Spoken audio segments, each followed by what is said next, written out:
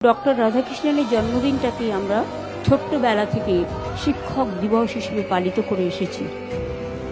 আমি গর্বিত, ডক্টর রাধাকৃষ্ণনও কিন্তু কলকাতা ইউনিভার্সিটিতে পড়িয়েছিলেন। এগুলো আমাদের গর্বের জায়গা। যারা ছাত্রছাত্রী গড়ে, যারা সমাজ গড়ে, যারা শিক্ষালয় গড়ে, তাদের আমার অন্তরের প্রণাম জ্ঞাপন করছি। শিক্ষকরা, শিক্ষিকারা আমাদের শিক্ষা দেন।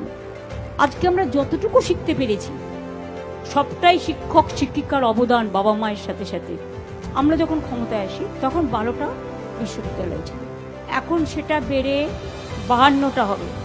51টি নতুন সরকারি কলেজ, 500টি ITI, পলিটেকনিক, 7,000-এর বেশি নতুন স্কুল, 2,20,000 নতুন ক্লাসরুম। তাই আজকে আমি গর্বের সাথে বলতে পারি, কন্যাশ্রী করার পরে, শিক্ষাশ্রী করার পরে, ঐক্যশ্রী করার পরে, মেধাশ্রী করার পরে ড্রপ আউট রেট বাংলায় প্রাথমিক পর্যায়ে এখন 0, 0। সবাই পড়াশুনো করে।